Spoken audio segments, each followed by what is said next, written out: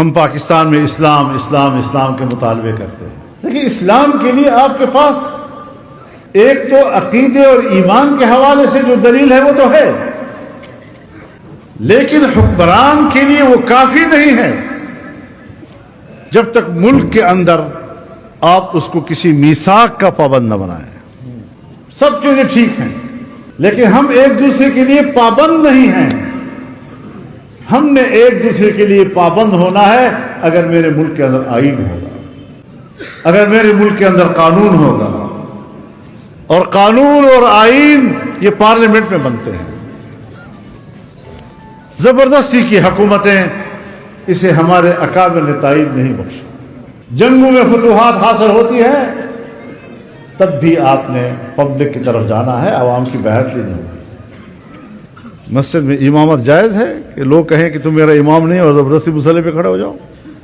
لا یؤم قوم وہم لہ کارہون، مصلی پر امامت نہیں کر سکتے اگر عوام تمہیں ناپسند کرتے ہو، مقتدی تمہیں نہیں چاہتے ہوں تو ملکی نظام میں بھی اگر اسمبلیاں وجود میں آئیں، سن 1973 میں آئین بنا تو قرارداد مقاصد اس میں شامل ہے جو کہتا ہے کہ حاکمیت اللہ رب العالمین کی ہوگی، اور ہم زندگی کے تمام شعبوں میں قرآن و سنت کی تعلیمات کے مطابق زندگی بنائیں گے۔ اور پھر آئین کہتا ہے کہ اسلام ہمارا مملکتی مذہب ہوگا، اور پھر آئین کہتا ہے کہ تمام قوانین قرآن و سنت کے تابع ہوں گے، اور قرآن و سنت کے تابع کوئی قانون نہیں ہوگا۔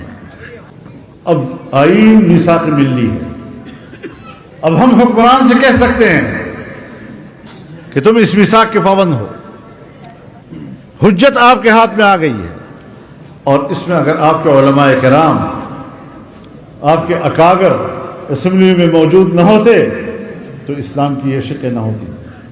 ختم نبوت کے عقیدے کے تحفظ کے لیے اگر آپ کے علماء اسمبلی میں نہ ہوتے تو یہ مسئلہ اسی طرح جھگڑے میں رہتا۔ بنگلہ دیش میں ابھی تک جھگڑے میں ہے، وہاں سرکاری طور پر وہ غیر مسلم نہیں قرار دیے گئے۔ آپ کے ملک میں مسئلہ حل ہے، آئین بنا، اسلامی دفعات آئے اس کے اندر۔ ابھی چند دن پہلے میں اسمبلی میں گیا تو مشترکہ اجلاس تھا پارلیمنٹ کا، اور اسی وقت مجھے 1 گھنٹہ پہلے معلوم ہوا کہ انہوں نے ایجنڈے پر رکھا ہوا ہے اقلیتوں کے ایک کمیشن کا قیام۔ اب اگر اقلیتوں کے حقوق کے لیے کمیشن بنتا ہے میں کوئی اعتراض نہیں، لیکن اگر اس میں یہ لکھا گیا کہ اس کمیشن کے تحت جو قوانین ہیں ان کو تمام قوانین پر بالادستی حاصل ہوگی، تو آپ بتائیں جس قانون کے تحت بھی فیصلہ ہوگا دوسرا آدمی کورٹ میں جائے گا کہ چونکہ یہ کمیشن والے قانون سے متصادم ہے لہذا بالادستی اس کو حاصل ہے، میرے قانون کو ختم کر دیں، اور پھر اس کا فائدہ نہ اٹھاتے کہ ہمارے خلاف سن 74 میں جو قوانین آئے تھے، سن 84 میں آئے تھے، اب ان قوانین کو ثانوی حیثیت ہے یہ چونکہ اس قانون کے خلاف ہے۔ تو اس طرح چوری کا ایک راستہ دینے کی کوشش کی جو عین موقع پر ہم نے پکڑ لی۔ مجھے اپنے ساتھیوں نے کہا جی یہ ایجنڈے کے پہلے نمبر پر ہے، آپ نے لیٹ نہیں کرنا، ٹھیک وقت پہ پہنچنا ہے۔ میں ٹھیک وقت پہ پہنچا، اور جو ہی اجلاس شروع ہوا ہم کھڑے ہوئے اور ہم نے کہا کہ یہ چیز غلط ہے۔ وزیر خارجہ، نائب وزیر اعظم اسحاق ڈار صاحب، وزیر قانون نذیر تارڑ صاحب دونوں میرے سیٹ پر آئے اور مجھے کہا کہ حضرت یہ اور وہ، میں نے کہا کچھ بھی نہیں، اس کو واپس کرنا۔ اس قسم کی چیزیں ہمارے ان ایوانوں میں آتے ہیں۔ مجھے افسوس اس بات پر ہے کہ ہم دین اسلام، شرعی قوانین، ان کا مطالبہ بھی مسلمان سے کر رہے ہیں اور اس کی حفاظت بھی ہم مسلمان سے کر رہے ہیں۔ یہی چیزیں حضرت ملک کے اندر پھر انتہا پسندی پیدا کرتی ہیں۔ ہمارا واضح موقف ہے کہ مدرسہ انتہا پسندی نہیں پیدا کرتا، اسلام کے حوالے سے تمہارے یہ رویے انتہا پسندی پیدا کرتی ہے۔ میرے مدرسے کی اصلاح کی فکر مت کرو، اپنے رویوں کی اصلاح کر لو. مدرسہ یہ زبردست NGO ہے. عجیب بات یہ ہے کہ ساری چیزیں نجی ملکیت بنائی جا رہی ہے، سرکاری ملکیت ختم کی جا رہی ہے، کاروباری شعبے میں بہت سی چیزیں بیچی جا رہی ہیں. ابھی چند دن پہلے پورے PIA کو بیچ دیا. تو جو سرکاری ادارے ہیں وہ تو تم سے چلتے نہیں، اور بیچ رہے ہو اور اس کو نشکاری کر رہے ہو. اور مدرسہ پہلے سے نجی ادارہ ہے، اس پر کنٹرول حاصل کر رہے ہو. تو جب تمہارے زیر انتظام سارے ادارے ناکام ہیں تو پھر میرے مدرسہ اگر تمہارے ادارے میں آئے گا تو پھر یہ ناکام نہیں ہوگا. ہاں، اچھی تجویز دو، ہم نے پہلے بھی قبول کی ہے، بعد میں بھی قبول کریں گے کہ قرآن و حدیث کے علوم پر اس کا اثر نہ پڑے. تو اس حوالے سے ہمارے موقف میں اعتدال بھی ہے، دلیل بھی ہے. ہم بلا وجہ ضد نہیں کر رہے. میں جس جگہ پہ کھڑا ہوں کسی دلیل سے، میں یوں ہی دست گریباں نہیں زمانے سے. میں جس جگہ پہ کھڑا ہوں کسی دلیل سے. تو آئیں بیٹھ کر معاملات طے کریں، اور جو طے ہو چکا ہے اس پر عمل کرو. مدارس کے حوالے سے قانون پاس ہو چکا ہے، عمل درآمد کیوں نہیں ہو رہا؟ اسلامی نظریاتی کونسل کی سفارشات اسمبلی میں لاؤ بحث کرنے کے لیے. اب یہ 26ویں ترمیم میں ہم لا چکے ہیں، پاس ہو چکا ہے. 1 سال گزر گیا، ایک سفارش ابھی تک نہیں آئی. تو جو طے ہوا ہے اس پر عمل درآمد ہونا چاہیے، جو طے نہیں ہے اس پر مذاکرات ہونے چاہیے، بات چیت کریں.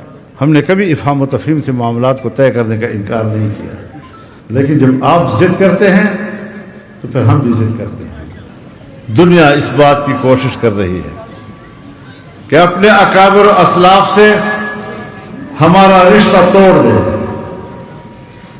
اور اپنے اکابر و اسلاف کو ہم ماضی کی کہانیاں سمجھیں. نہیں، یاد رکھیں، دین اسلام سند کا نام ہے. ہم جو شریعت پڑھتے ہیں اس کی بھی سند ہے، اور سند کی ہم بہت بڑی حفاظت کرتے ہیں. اگر ہماری طریقت ہے اس کی بھی سند ہے، اگر ہماری سیاست ہے اس کی بھی سند ہے، اور اگر ہمارا نسب ہے اس کی بھی سند ہے. اور جن کا نہ نسب نامہ ہے، یورپ کی تقلید ہے، ان کے تہذیب کی پیروی ہے. اور پھر جب ہم سیاست کرتے ہیں تو کہتے ہیں یہ موروثی سیاست ہے. موروثی تجارت ٹھیک ہے، موروثی زراعت ٹھیک ہے، موروثی صحافت ٹھیک ہے، لیکن موروثی سیاست اس لیے کہ مغرب میں وراثت ہے نہیں. تو الحمدللہ ہم تو ان انبیاء کے وارث ہیں کہ جن انبیاء کے بارے میں رسول اللہ صلی اللہ علیہ وسلم نے فرمایا الکریم ابن الکریم ابن الکریم ابن الکریم ابن الکریم.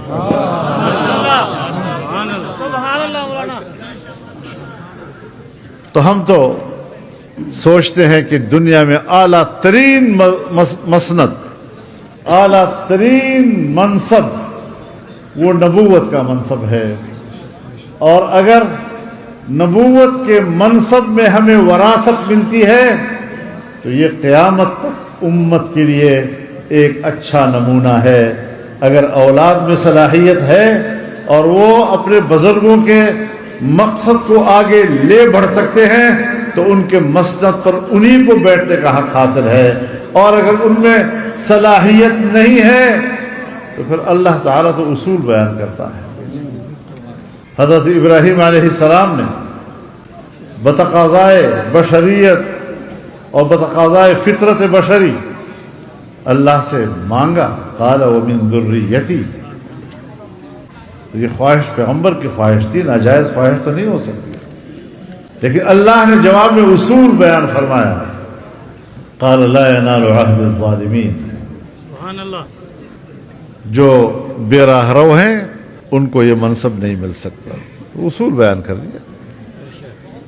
یاد رکھیں، جب تک ہمارے ان مراکز میں علم موجود ہے، وہاں پر رسول اللہ صلی اللہ علیہ وسلم کی اطاعت موجود ہے، وہاں پر سنت کی پیروی موجود ہے.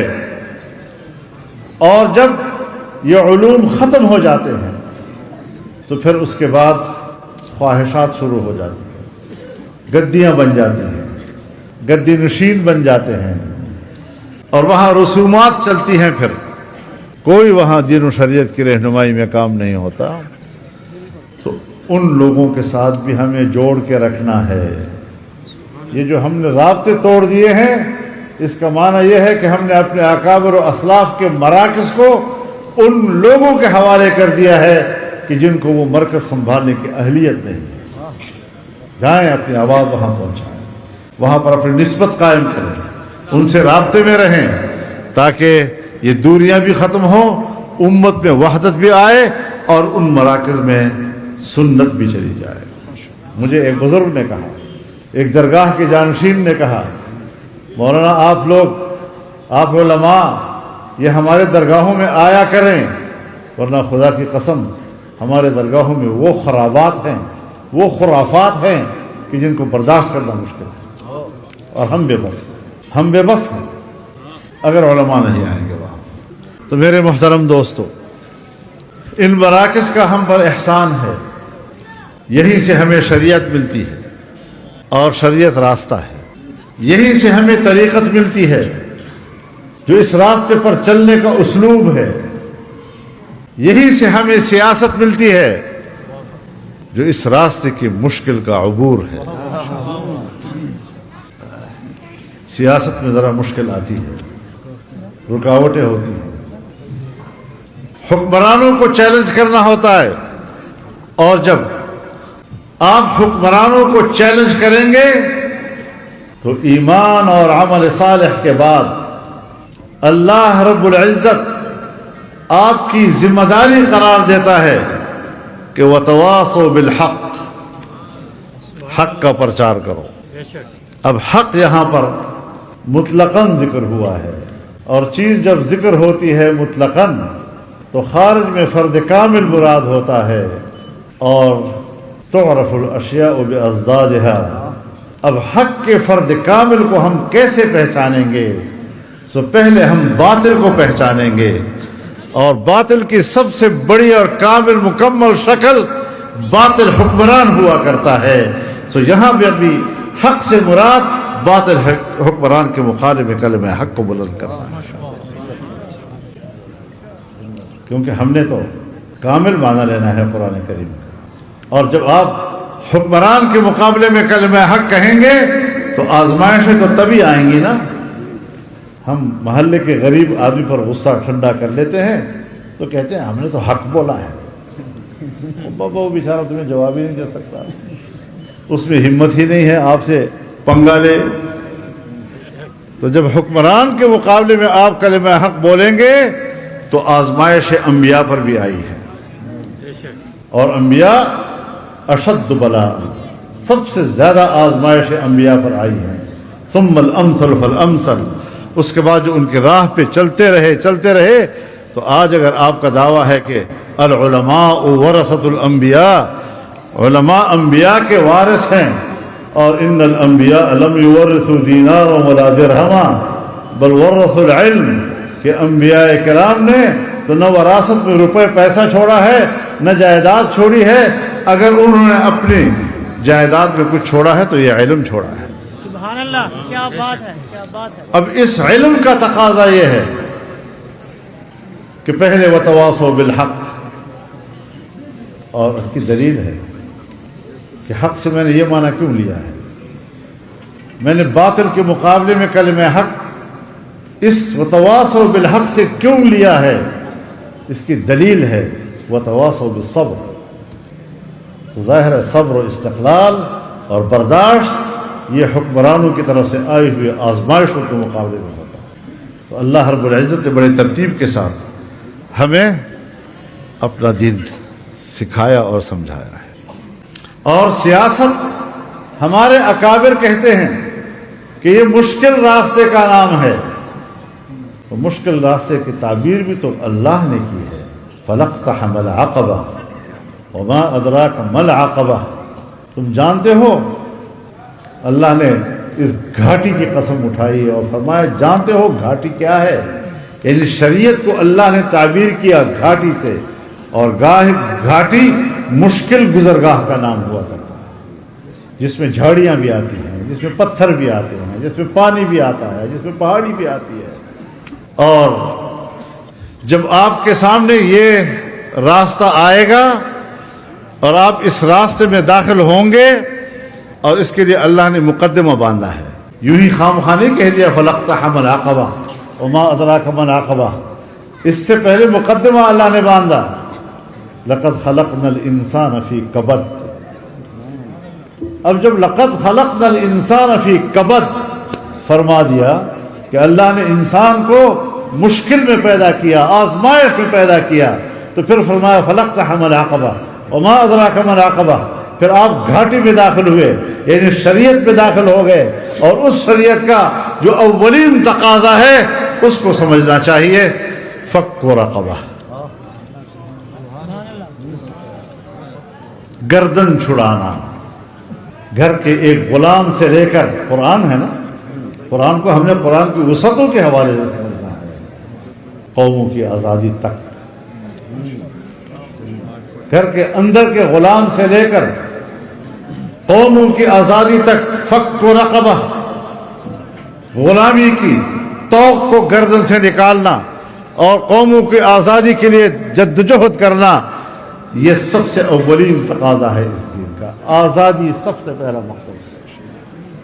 او اطعام فی یوم ذی مسغبہ، بھوک کے دن کسی کو روٹی کھلانا، اب وہ پڑوس میں غریب ہو، ایک فرد ہو، جس فرد کو آپ نے کھانا کھلایا، یہ بھی قرآن کا تقاضا، لیکن قوم کی معاشی حالت کو بہتر بنانا، یہ بھی شریعت کا تقاضا، یہ بھی قرآن کا تقاضا۔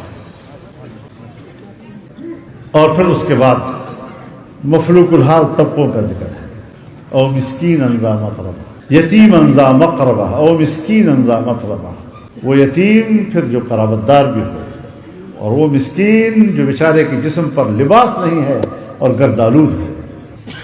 تو آزادی، خوشحال معیشت، مفلوق الحال طبقوں کا خیال رکھنا، اس کے بعد ایمانیات ہے، ثم کان من الذین آمنوا وتواصوا بالصبر۔ تو دین متین کی اس تصور کو ہمارے اکابر نے اجاگر کیا، اس کو فروغ دیا، اور انگریز حاکمیت نے دین کے اس تصور کو روکنے کے لیے کیا کچھ نہیں کیا، کردار کشی کی۔ مولوی تو سیاست کرتا ہے، تو سیاست پھر میں نے کیا؟ رسول اللہ صلی اللہ علیہ وسلم نے فرمایا کانت بنو اسرائیل تسوسهم الانبیاء كلما هلك نبی خلفه آخر ولا نبی بعدی وسيكون بعدی خلفاء فيكثرون۔ بنی اسرائیل کی سیاست انبیاء کرام کیا کرتے تھے، ایک پیغمبر جاتا تھا، دوسرا پیغمبر اس قوم کی سیاسی نظام کو سنبھالتا تھا، اور اب میرے بعد کوئی دوسرا نبی نہیں آئے گا، میں وہ آخری پیغمبر ہوں جس نے دنیا کے سیاسی نظام کو سنبھالا ہے۔ اب ہم مولوی صاحبان بھی کہتے ہیں ختم نبوت غیر سیاسی موضوع ہے، یہ سیاست سے بالا تر ہے، یہ عقیدے کا سوال ہے۔ بابا رسول اللہ صلی اللہ علیہ وسلم نے لا نبی بعدی سیاست کے ذیل میں فرمایا ہے۔ سبحان اللہ۔ اور جب انبیاء سیاست کرتے تھے اور آخری سیاستدان بحیثیت نبی کے جناب رسول اللہ صلی اللہ علیہ وسلم ہیں، تو آپ بتائیں کہ العلماء ورثۃ الانبیاء کے بعد یہ ذمہ داری سب سے بڑھ کر علماء کی نہیں آج تو اور کس کی ہے؟ تو ہمیں شریعت کے اس پہلو کو سمجھنا ہے۔ اور اللہ رب العزت نے فرمایا الیوم اکملت لکم دینکم، آج میں نے تمہارے لیے تمہارا دین مکمل کر دیا ہے۔ وَأَتْمَمْتُ عَلَيْكُمْ نِعْمَتِي، اور اپنی نعمت تم پر تمام کر دی ہے. وَرَضِيتُ لَكُمُ الْإِسْلَامَ دِينًا، اور میں نے اسلام کو بطور نظام حیات کی تمہارے لیے پسند کیا. اب ہمارے اکابر علماء نے اس آیت کی جو وضاحت کی ہے، تو پہلی چیز ہے اکمال دین، کہ دین مکمل ہے. مکمل ہے بے اعتبار تعلیمات کے، بے اعتبار احکامات کے، دین مکمل ہو گیا ہے. وَأَتْمَمْتُ عَلَيْكُمْ نِعْمَتِي، اور میں نے اپنی نعمت تم پر تمام کر دی ہے. یہاں پھر نعمت مطلقاً ذکر ہوا ہے، اور جب نعمت کا ذکر مطلقاً ہوگا تو خارج میں فرد کامل مراد ہوگا، اور فرد کامل اس دین کامل و مکمل کی حکمرانی اور اقتدار. یہ ہمارے اکابر نے اس کی تشریح کی ہے کہ وہ اتممت علیکم نعمتی، اتمام نعمت سے اللہ کے دین کا اقتدار ہے، اس کی حاکمیت ہے. اور حضرت یوسف علیہ السلام کے قمیص جب حضرت یعقوب علیہ السلام کے پاس پہنچائی گئی اور آپ نے چہرے پہ ڈالی، فرتد بصیرا، آپ کی بینائی واپس آ گئی، تو فوراً پوچھا کہ یوسف کو کہاں چھوڑا ہے؟ تو اس نے جواب دیا ملک مصر، وہ مصر کا بادشاہ ہے اس وقت.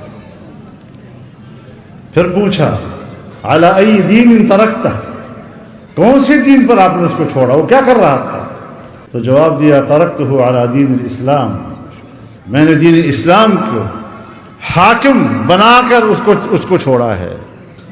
جب یہ لفظ کہا تو حضرت یعقوب علیہ السلام کا جواب تھا الآن تمت النعمہ، نعمت اب تمام ہو گئی جب اس دین کا اقتدار آ گیا. تو اسلام تو کب سے انبیاء کا دین رہا ہے. حضرت ابراہیم علیہ السلام نے ہمارا نام مسلمان رکھا، ہوا سماکم المسلمین من قبل وفی آخر. اب اس حقیقت کو کیسے ہم پہچانیں، عام آدمی تک ہم اس کے برکات کیسے پہنچائیں، عام آدمی کے ذہن میں ان کی اسلام کے یہ مفہوم کیسے بٹھائیں. آپ لوگ تو ایک نعرے پہ بس چل پڑتے ہیں، محض ایک نعرے پہ، خوشنما نعرے پہ، اور پھر آپ اپنی ذات تک محدود ہیں. بھئی آپ ایک ظالم جابر کو اور ایک غلط نظریے اور فکر کے حامل کو ووٹ کیوں دیتے ہیں؟ کیا کرو سین ساڑا مخدوم ہے، سردار ہے، تھانے وچ کیا کرے سوں اتھا سا کو بل کون چھوڑے سی، دفتر ساڑا کم کون کرے سی، یہ آدھے ہو نا. یہ آپ کی جان چھڑائے گی؟ یہی تو غلامی ہے. اسی غلامی کے خلاف تو جمعیت میدان میں ہے. اور ہماری سیاست پارلیمانی سیاست ہے. جمعیت کو پارلیمانی قوت بناؤ اور پھر توقع رکھو کہ انشاءاللہ اس جاگیرداری سے، اس ظلم سے، اس جبر سے غریب انسانیت کی نجات ہوگی اور یہ تفسیر بن جائے گی فک و رقبہ، معیشت آزاد ہوگی، اور اطعام فی یوم ذی مسغبہ. تو اس پہلو کو اس کتاب نے واضح کیا ہے جو ہمارے سامنے ہے. آپ تقریب ختم بخاری کرتے ہیں، یہ رسم نہیں ہے، اس میں ہم لوگوں کو بھی شریک کرتے ہیں تاکہ اس کتاب کے طالب علم یہ سب بن جائیں اور اس کتاب کا پیغام امت تک پہنچے. تو اس میں آپ نے حکمت کے ساتھ کام کرنا ہے. ادعو الی سبیل ربک بالحکمہ. ہم بڑے اچھے مولوی ہوتے ہیں، بہت اچھا پڑھاتے ہیں، لیکن حکمت سے خالی ہوتے ہیں. یہ پتہ نہیں چلتا کہ ہم اس موقع پر میں نے کیا بات کہنی ہے اور کتنی کہنی ہے. بے موقع و بے محل بات کرنا، اسی کا نام تو ظلم ہے. ظلم کے کیا معنی ہے حضرت؟ وضع الشیء فی غیر محل. تو بے وقت اور بے محل بات کرنا ہر چند کہ وہ سچی اور صحیح بات ہو لگے اگر وہ حکمت سے خالی ہے تو. اور قرآن کریم دو لفظوں کو جوڑ کر بیان کرتا ہے. بار بار قرآن کریم میں آپ کو ملے گا الکتاب والحکمہ، الکتاب والحکمہ، الکتاب والحکمہ. جب قرآن سے آپ رسول اللہ صلی اللہ علیہ وسلم کی احادیث کی طرف آئیں گے، آپ کی سنت کی طرف آئیں گے، تو وہی چیز تبدیل ہو جاتی ہے الکتاب والسنہ، الکتاب والسنہ. تو سنت پر عمل یہ اصل میں وہ حکمت ہے جو اللہ رب العزت نے انسانیت کو عطا کی، اور رسول اللہ صلی اللہ علیہ وسلم کی تمام حیات طیبہ اس حکمت کا مظہر تھی. وَمَن يُؤْتَ الْحِكْمَةَ فَقَدْ أُوتِيَ خَيْرًا كَثِيرًا. اس کو تو بہت بڑا خیر مل گیا جس کو حکمت مل گئی. اب جو چیزیں آپ کے اس پیغام اور اس پروگرام کے فروغ میں رکاوٹ ہے اس کو سمجھو. سب سے بڑی رکاوٹ فرقہ واریت ہے. ہمیں بھی اپنے عقائد سے محبت ہے، ہمیں اپنے افکار سے محبت ہے، ہم بھی جوش میں آ جاتے ہیں اگر ہمارے عقائد پر کوئی حملہ کرتا ہے. لیکن پھر ہم نے یہ سبق کس لیے پڑھے ہیں کہ ہم جوش جذبے کی اطاعت تو کریں لیکن حکمت کی اطاعت نہ کریں. اب ہم نے مسلکوں کو ناراض نہ ہونا، ہم نے مسلکوں کو اپنا دکان بنا لیا ہے، یہ ہمارے کمانے کے ذریعے بن گئے ہیں.